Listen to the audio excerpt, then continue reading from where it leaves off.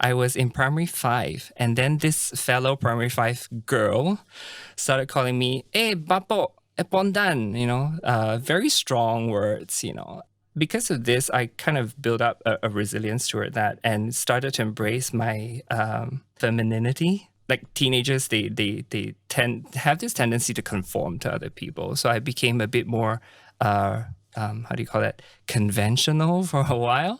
And then up till when I started college, that's when things started blooming for me. I became very kind of comfortable with myself.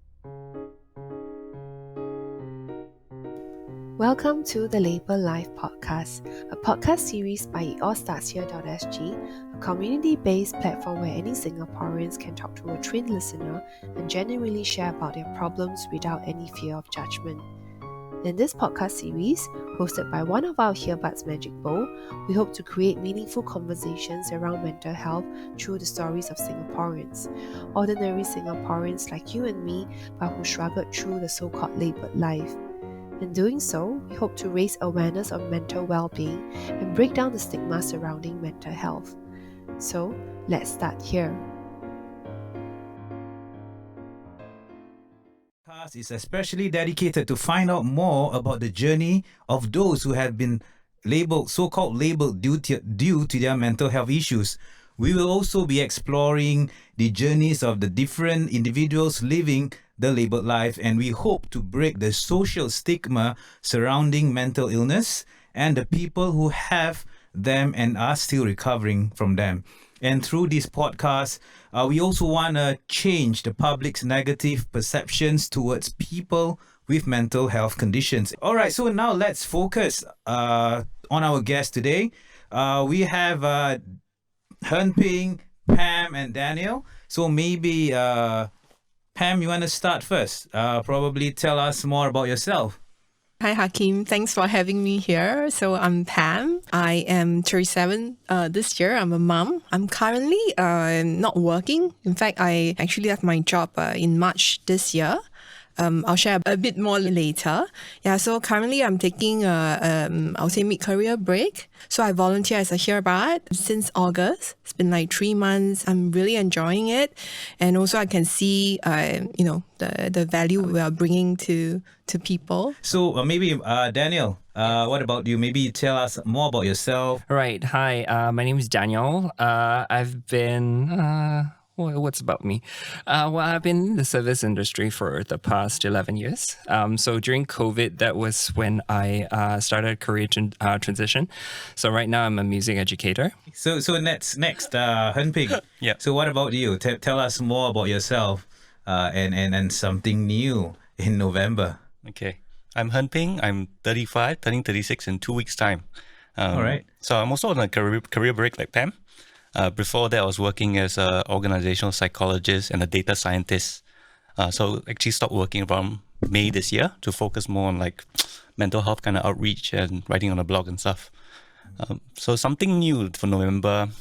I was struggling to think of one. Probably one thing would be our first time kind of meeting an MP next week. Okay. So really trying to prepare that discussion and, one of the topics to talk about. When you say MP, it's the Member of Parliament? Yeah. All right, not the military police, eh? No, that one. Been there, done that. Okay, you said about writing a blog. So maybe if you want to, you can maybe tell us more about your blog that you are writing or producing at the moment. Okay, the blog is called Kaya Toast for the Soul. It just shares a bit about, mental health experiences as well as some research from psychology and dealing with mental health issues. So I started it around late last year. It's a mix of like writing on a blog as well as on Instagram, publishing little posts about, little mental health tips and what experiences are like, what stigma is about and things like that. All right, cool. So maybe I'll just continue with you, Hen Ping. You are the one who mooted the idea of this platform called itallstartshere.sg. So maybe probably you can tell us more about this listening platform that or the novel idea that you have introduced since August. You said August? So maybe you can Yeah. tell us more about that. Yeah. Okay. I guess when I started writing the blog, right, I did it late last year. It was actually more for myself because I just felt like I wanted to write. And actually, during that time, I was actually not enjoying work a lot. So writing this blog was a bit of an outlet for me too. I was actually sharing my wife, like, when I started this blog, one of the things I was aiming for was to at least help one person out there through writing. But actually, surprisingly, like, posting on Instagram, writing on the blog, received quite a few emails and letters from people who just want to share their stories. Sometimes have a call as well to just talk. They just want to talk to someone, even though I'm not saying like, I'm a therapist or anything like that, but they just wanted someone to get some support. I guess the idea for It All Starts Here, SG, came about because I realized a lot of people actually just need someone to confide in, someone trustworthy who is a bit of an outsider, outside of the outside the social circle, and wouldn't judge them, wouldn't give them advice that they don't want, that kind of thing. Especially like, there's a theme about toxic positivity around, right? People like to tell you, don't worry so much, just think positive. Why are you so anxious? That kind of thing. And I guess, when people, talking to people like that, and what I hear from them is that our little talks help them feel more validated, feel more supported. And they also encouraged to go and seek for, therapy and help like that.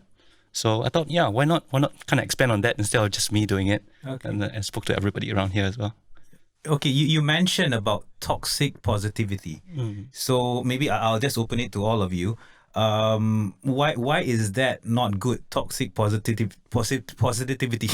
Sorry, it's kind of a mouthful. Toxic positivity. Yes. Maybe Pam, you wanna share something about that?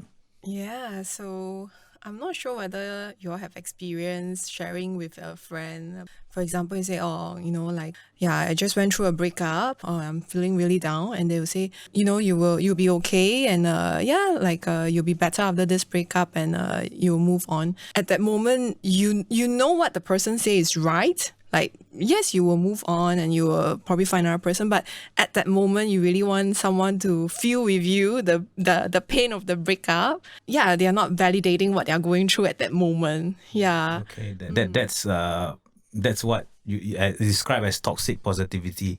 So maybe because of this experience, so maybe what I can ask is, since you all are earbuds, and maybe what you can tell me, what are your motivations being a volunteer as earbud, and what you as a earbud can contribute to the those who wish to be listened to. Yeah, Pam, maybe you just continue with that. Feelings and emotions can be very overwhelming. If you go through it alone, it can be very detrimental, like to your mental health, I find, because I went through it before. By talking it out, the feelings become less overwhelming and less scary for you. By just, opening up and talking to someone about it. So that's why I really think, what we are doing, providing, relief to people who wants to talk to someone and wants, someone to really just listen to them, feel what they are, empathize with what they are going through and just sit with them. That action alone is very therapeutic and it's very healing. Okay. So maybe what about you, Daniel? Your motivations as a earbud and what you yourself can contribute as a earbud to the listeners out there. I think for me, because I'm a counseling training, right? So I was actually roped in by Hern Ping because we're classmates in the course that we're taking.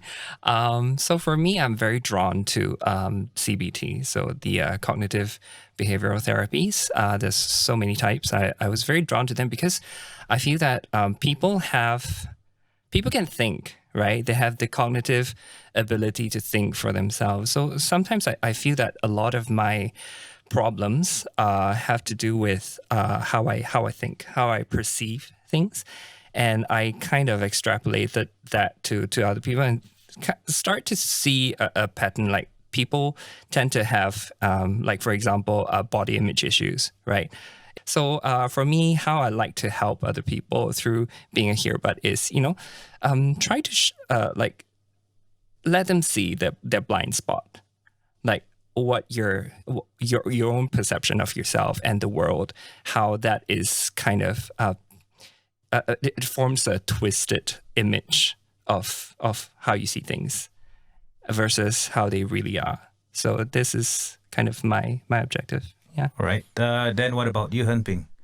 I think my motivation to be a hearbud actually comes from a sort of past version of myself, where, you know, even though I had friends, even though I had families to talk to, felt very isolated still, because, you know, the struggles I was going through wasn't something I could easily share with them. Because I know what the kind of answers they might give are, you know, exactly what Pam talked about, kind of like, you know, this too shall pass kind of thing. And I realized that, you know, I managed to find someone to really be able to talk to. It was just an older person who was a good friend. And he was able to just give me a really, really empathetic listening ear. Just you know, withheld all judgment and just listen to what was going on in my life, you know, without giving any advice and stuff like that. And he just encouraged me to come up with my own solution.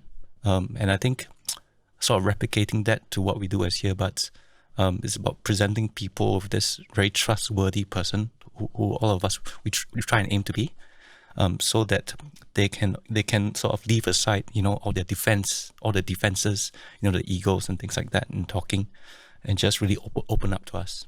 Okay. Yeah. So what I hear from the three of you, there's one common thing, which is empathy. So I believe, is that a trait to be a hearbud? Maybe Henping, can you tell me more about that? Yep. I think absolutely empathy is like one of the core traits, because it's about putting yourself in the shoes of other people. And if we can't even do that in the first place, it's going to be a struggle for us to understand or really be a part of their lives. Yeah. Okay. So, all right. So, ladies and gentlemen, I'm actually a hearbud myself. So, I've gone through the website and actually read some quotes or some description about the why you are a hearbud. So maybe I go to Daniel, because Daniel said that he has lived an experience of being a gender fluid individual. Growing up as a gender non-conforming child, I had my share of verbal and physical abuse from people who were conditioned to believe that gender and sexuality are anything but fluid. So maybe, Daniel, maybe you can explore with me, what does it mean by a gender fluid? Gender fluidity, it kind of just means, well, it's not just, I mean, it covers so much, right? But basically what we need to understand is breaking out of the binary form of gender. Because up till now, I would say, very recent years, people are still, you know, sticking to this binary understanding of gender. So you're either male or you're female. Right. So this is very detrimental because you have a lot of like preconceived gender expectations for every person. So if you're born a boy, you're expected to, you know, behave like a boy. You're supposed to like certain things that are boy related. But if you're a girl, there are certain expectations for you as well.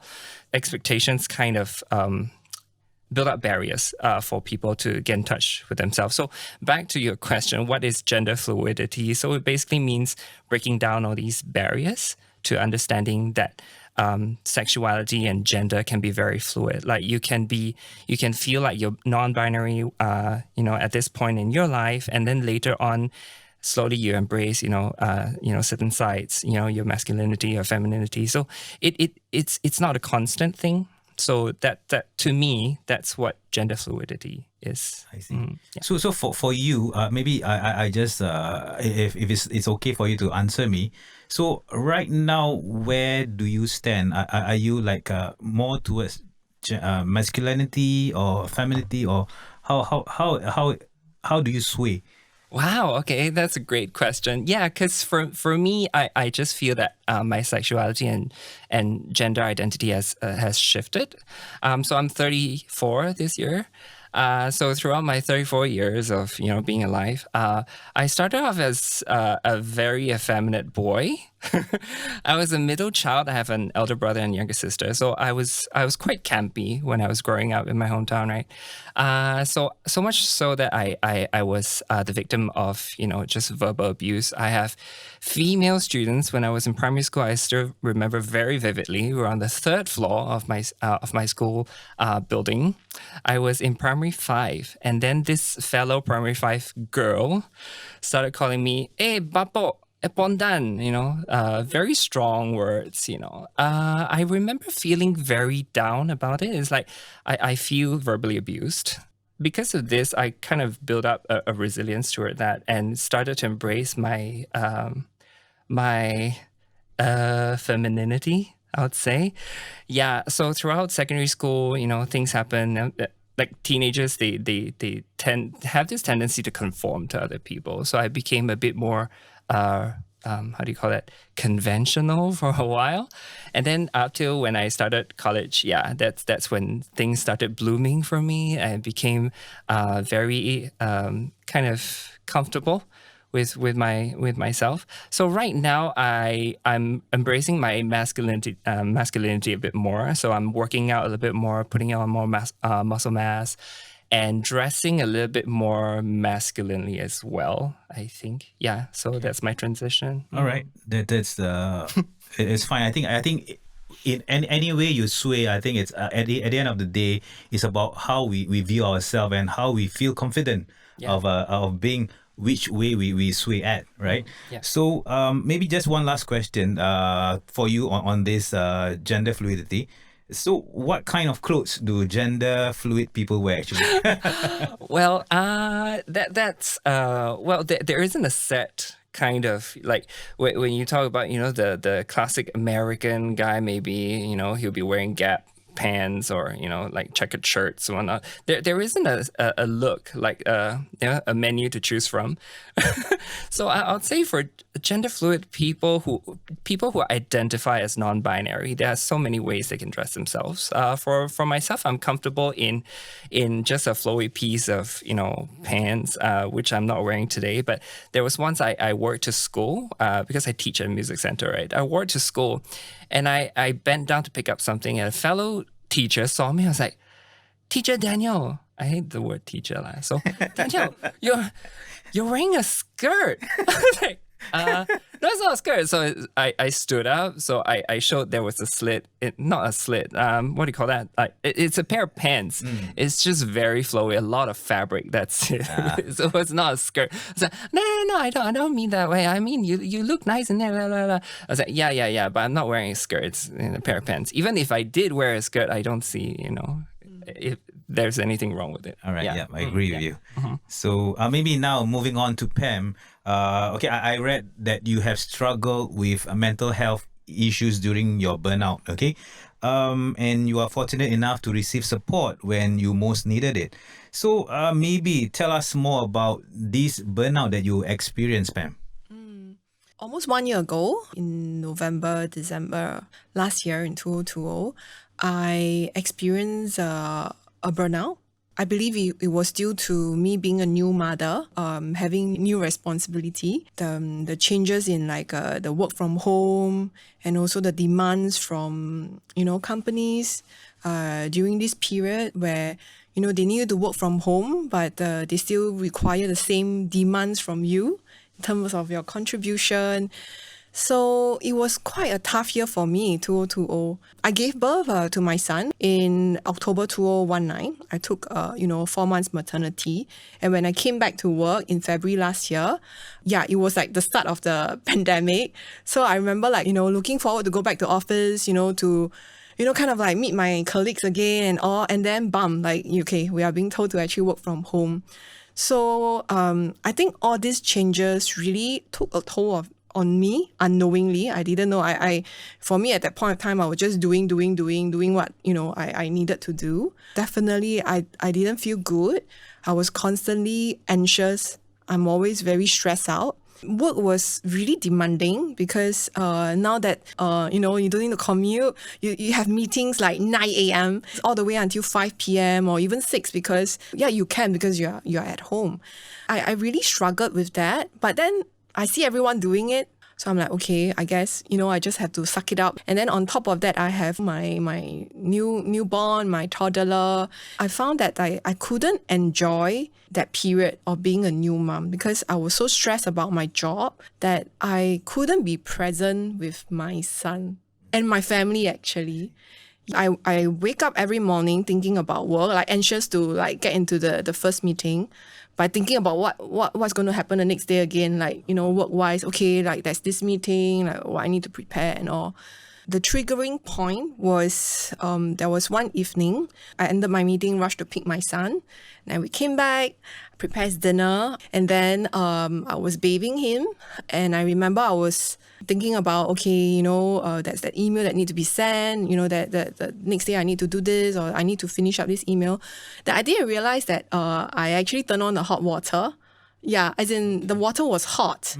And then when he actually went into the bathtub because he saw the water fill, he was crying like, ah! And I'm like, oh, what happened? And I look at him and he was like all red, And then it was at that moment, I'm like, oh my God, what am I doing? Yeah, it was a wake-up call for me that I can't be living like this anymore. Yeah, because it's affecting not just me, but my son and my family. I remember I had a friend who went through kind of like a similar experience with me where she struggled with like work and motherhood. She told me she talked to a counselor and she seek help and she's better now. And I reached out to her. She referred me to her counselor, and I had like 3 sessions with him where I talk about, what I was going through. It was like the turning point for me, I think, at that point, where I was able to share everything I was going through, my struggles, and then have him actually understand what I was going through. To validate that, I felt like, hey, I don't have to struggle. I'm actually quite strong. I'm not as weak as I perceive myself to be, because when you were struggling, you just think that, oh, you're so weak. Other moms can do it. Why can't you do it? They seems to be handling it well. But that's the point where I start to change my mindset a little bit. I also start to think about what's important in my life. What's the priorities in my life? And to me, it's obviously my child and my family. Yeah. But then again, what I'm doing is not showing it. Yeah, I'm prioritizing anything but them, I actually left my job in March this year to really take a break, to just focus on my mental health and just, focus on my family. I thank my burnout, because if it didn't happen, I would still be toiling, before. I had such a great understanding of myself right now. That's also why I really want to pay it forward. I know there are people who are struggling. They probably thought that, they just have to suck it up because this is what everyone is telling them and what they are seeing. Yeah. But no, they are not. They are not alone. I went through it. I know how it feels. So I hope I can be there to support them. Yeah. Okay. It's kind of brave for you to actually sort of speak to someone about your burnout. So I applaud you for doing that. And I believe those people out there, those who are having this burnout or all the other issues like mental health issues, I think it's good that they start off with talking to somebody. So I believe that is also the motivation that we have here to speak about It All Starts Here, the listening platform. So thank you, Pam, for sharing that with us. And because I think you have already checked all the questions that I want to ask by your answers earlier. So I think I'll just now move on to Hen Ping. So maybe Hen Ping, you mentioned earlier that your early part of your life, it's kind of sad because you are suffering from mental illness. So maybe tell us more, Hen Ping, about your early years. Okay, sure. So for me, actually, mental illness experience started very young. What happened was actually my mom passed away when I was 5. I had a brother then. He was about 2 years old, and my dad was actually working full time. So her passing was very sudden. So she was diagnosed with late stage cancer and kind of passed away 3 months later. So it was very fast from like, suddenly we're spending a lot of time in hospitals, and then suddenly one day she was gone very quickly. And I'm sure my dad himself went through a lot of grief, right? I mean, his wife passed away when we were just young kids. So for us, I think it wasn't explained to us really what happened and what death meant. And I think what happened afterwards was that slowly there seemed to be some kind of emptiness growing in our lives, the emptiness of what, a mother figure was. And emotionally, in some way as a child, sort of developed differently from the other kids who had sort of a more secure parent base. So for me, I think looking back as a child, probably suffered something like child depression, child grief, and just wasn't really targeted until much later. And later being when I became a youth, I was, went through a lot of periods of sadness as well as emotional turbulence, a lot of anger, a lot of outbursts, especially when related to relationships, whether friendships or like romantic ones. I think it was around 19 years old when, my dad actually took me to see a psychiatrist for the first time. And it was there kind of diagnosed with like depression, anxiety, and borderline personality disorder. So like, I don't know if you guys are familiar with borderline personality disorder, but it's actually born out of fear of abandonment. So connecting back to like, my mom's passing, her passing really left a hole in us. This sudden intense abandonment that happened just led to really irrational fears of abandonment in all my other relationships. And that made it very hard for me to connect with other people at an emotional and deep level. Okay, so you said at 19 or from 5 to 19, so you have been suffering this unknowingly. Then, how long do you take to actually recover? At a point of which point of time do you feel that you are recovering well? Yep. I think 19 onwards started seeing a psychiatrist, also seeing a psychologist, a clinical psychologist. So really doing some therapy work. I think, of course, it was ups and downs, a lot of ups and downs. I think it took about 4 or 5 years because at 19, I wasn't very serious about treatment as well. I was so used to this kind of experiences, right? I thought it was just me. I couldn't understand it and it took a while for me to really want to really treat therapy as a goal for myself and want to get better. And I think what really helped also was, sort of like through the therapy itself, came to understand my own experiences a bit, connected, my past to what's happening in the present at the time. Understand how my mom's passing, which I had actually been repressing for a number of years, the sort of feelings inside, just came out again in different therapy sessions and started to really process that grief during the therapy. So after a while, when the grief was more processed, I managed to sort of open up myself to other relationships.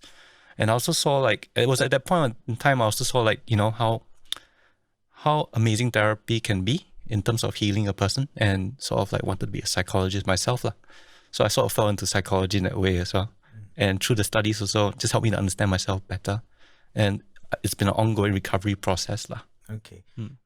It's actually, in Asian context, there's always this stigma about seeing the psychiatrist or psychologist.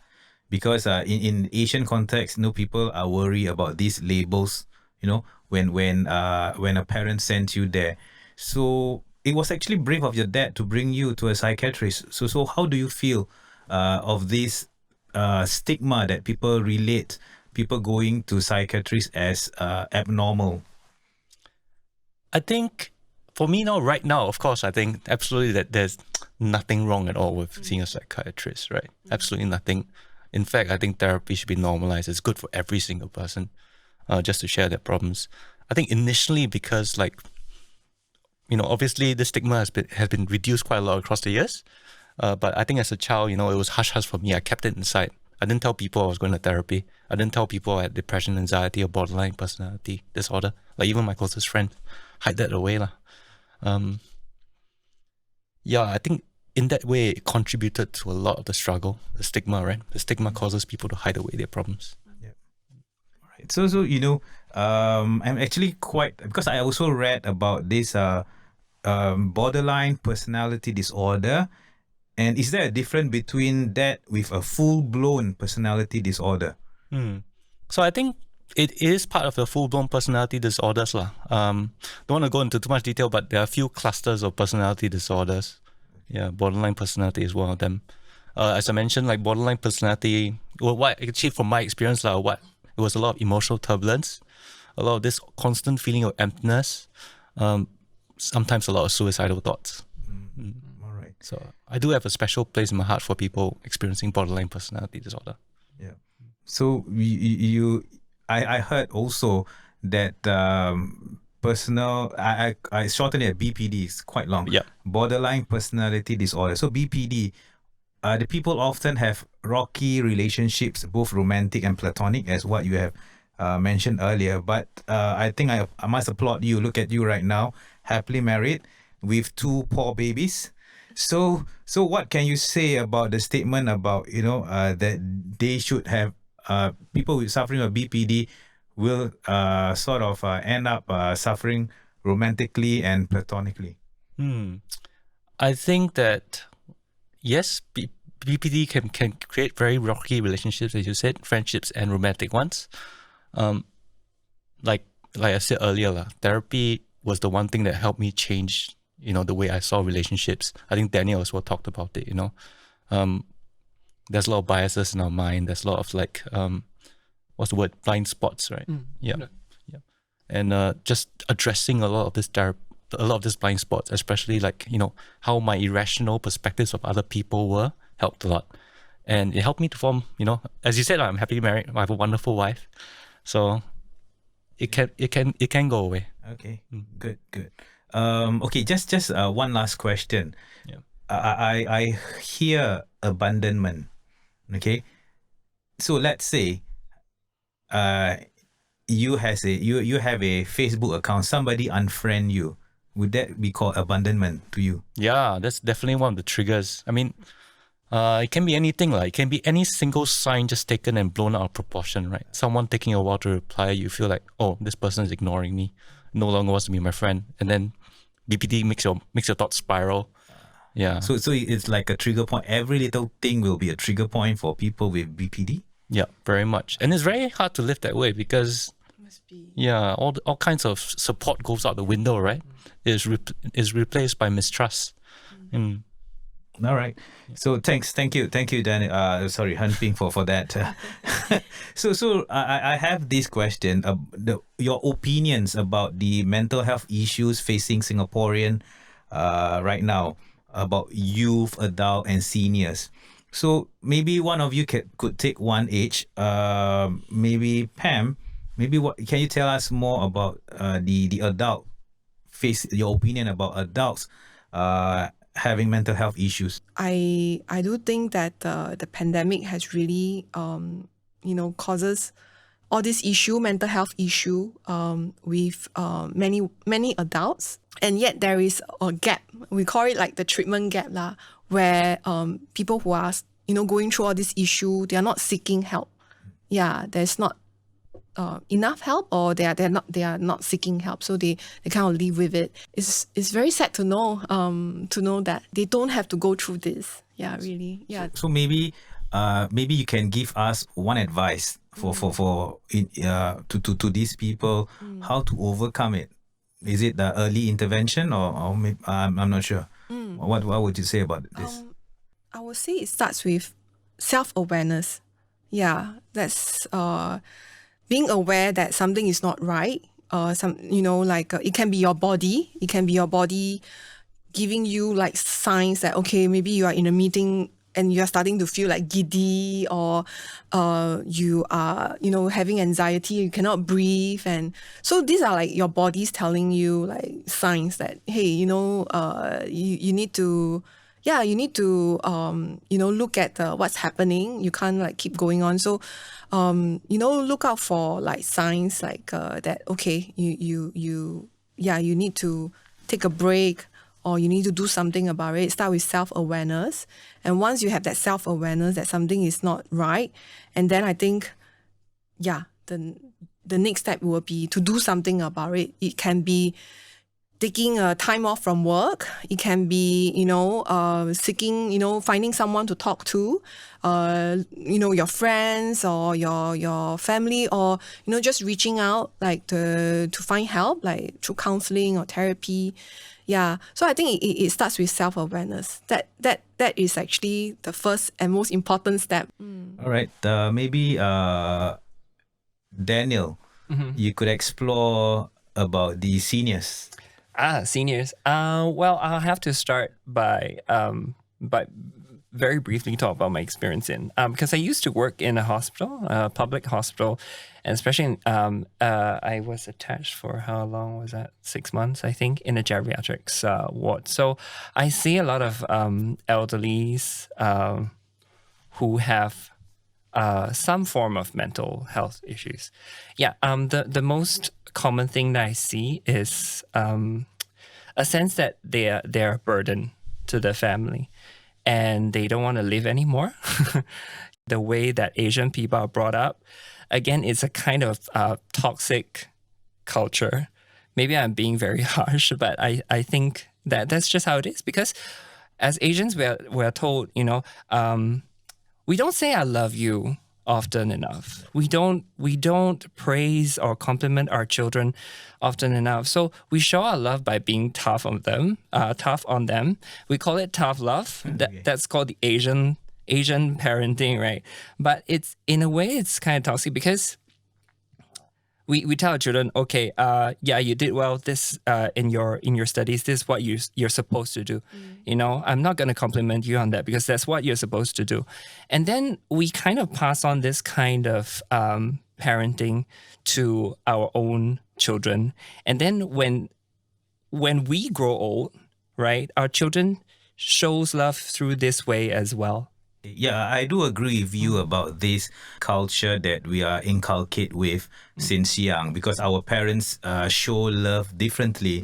So for those listeners out there, so if you feel, those younger listeners, or if let's say you are older, so maybe it's time to change, right? It's time to change. Maybe you should show more love to your children, like saying I love you. But I know it's kind of awkward to start, but I think it's you must take baby steps, to change. So do start like that. I think at the end of the day, we would be able to sort of change this mentality. Yeah, right, Daniel?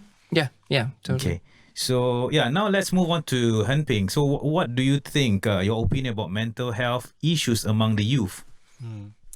Well, this year I actually saw a few incidents that were quite scary, right? The River Valley one, that was terrible. I mean, we still don't know what the reason is and stuff, so don't want to jump to conclusions there. Yeah. But I think, gladly, at least, mental health at the youth level is taking a bit of limelight, some of the initiatives by the government and things like that. So, I think we're all thankful that there's more recognition about the importance of youth mental health. I mean, for me, personal experience-wise, the callers I've had as a peer, but we currently only talk to 18 plus Singaporeans, but hopefully we can reach out to youth as well. But talking to some of the callers, you realize that a lot of the problems actually start at the early developmental stage, because that's where we are most impressionable. That's where we're most likely to conform to different social norms and things like that. So, for example, I'll talk to this sort of young working lady. She actually experienced like bullying, in secondary school, and that affected the way she grew up. But at the secondary school time, it was something she kept to herself, didn't want to seek help because she felt that was a bit of a sign of weakness. Yeah. But, it does lead to a bit of like difficulties in adulthood. Yeah, especially how you relate to people. I think in that sense, I really hope that we are able to reach youths at a younger age, because the earlier we help them, the more likely they'll have a stable environment to grow up in. Especially when I shared my experience earlier, I wish I, sort of like saw some kind of therapist earlier on too. Okay. Talking about youth, you think the government is doing a lot or reaching out to parents more due to these incidents which is happening right now? To parents, actually, to be honest, that one I'm not too sure. But I know at least at the school level, it sounds like they're making a lot of changes, right? At least suggesting some initiatives, getting more counselors into schools and such things. Yeah. Pam, you want to add something? Just riding on to what Daniel earlier shared about, like the Asian parenting, like the tough love. Actually, I am a byproduct of this tough love. My mom brought me up this way. We're not in a culture of like sharing weaknesses or failures, because I think in that generation they don't. They work really hard and they don't complain, So I was like reading up about some of the interviews when they interview youths. They try to share with the parent, but the parent will often dismiss them, say, why are you stressed? You don't even need to work. You are just studying, What's there to be stressed, Or like, there's no such thing as stress lah. I think you're overthinking. And that caused, the youth to, many youth to stop reaching out to their parent. And then they reach out to, social media, which is not helping as well. Government, initiative aside, I think parents have to really look at how they are supporting, their children. I agree with you because being a parent of 3 with 2 youth and 1 9-year-old, I believe open communication is very important because this is where your children get the trust from.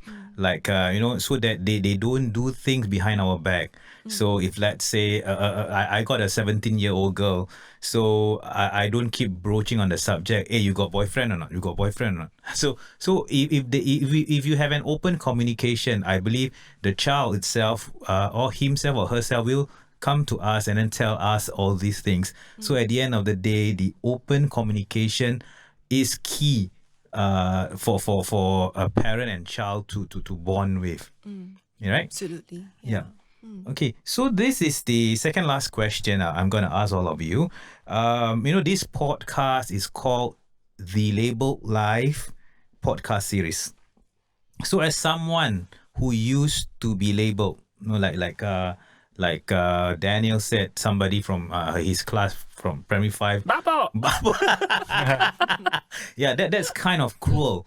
So what can you say, Daniel? Maybe you, what can you say about this title of the podcast? Is it apt or your thoughts? My thoughts, as derogatory as it sounds, I think I grew to embrace it. I think it's almost like because I identify as homosexual, right? I'm a gay man.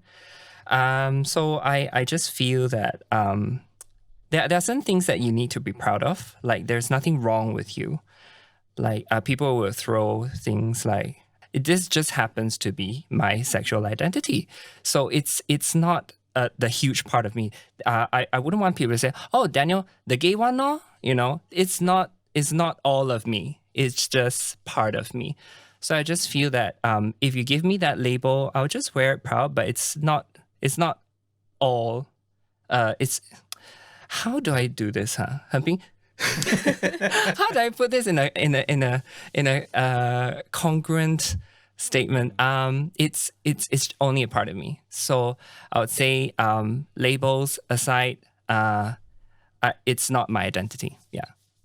Is it a bit like personality? It's just one aspect of your... It's just one aspect of me. Yeah, it's not the complete me. So I'm an amalgamation of so many things, but this is just a part of me. So yeah, sure, give me a label, but beneath that, there are so many other labels, right? I'm so much more than just that one thing. And then Daniel can be very sassy sometimes. Yes, I can be, and Ping is always at the receiving end. He seems to enjoy it. I remember the quote which you I think Daniel quoted RuPaul. What was that? If you're not gonna love yourself, how the hell are you gonna love somebody else? Yes, that's right. Can I get an amen? Yeah. All right, so maybe you, Pam, you suffer from burnout. Do people call you names or do people label you? No, actually, I am the one labeling myself, I think. Yeah. I, have all sorts of like expectation for myself, trying to fit into different labels because that's how, social media, want us to see it, right? Okay, you need to be that mom, the entrepreneur mom, do it all mom, Yeah. But it's not true because we don't have to fit into any labels out there. We don't have to. We are good enough just being by ourselves. The imperfection, the what is all, it all makes up to who we are. Yeah. So we don't have to, struggle to like fit into like certain norms or, to fit into, to fit in certain norms. Daniel really did you are able to accept yourself for who you are.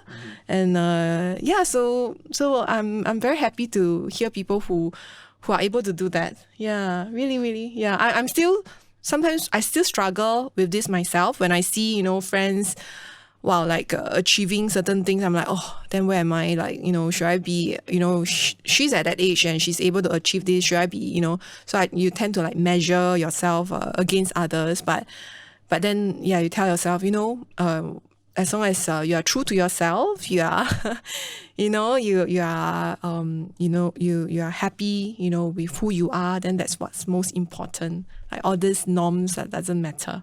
Yeah. All right, great. And lastly, maybe Han Ping, you want to add something about this label thing? Like, have you been called derogatory? People have called the remarks on you. So, like Pam, I think not so much from other people, but from myself, especially this diagnostic label, right? When I first heard the term, oh, you might have borderline personality disorder, I was like, what's that? What's a borderline human? Am I human or something? I'm not sure.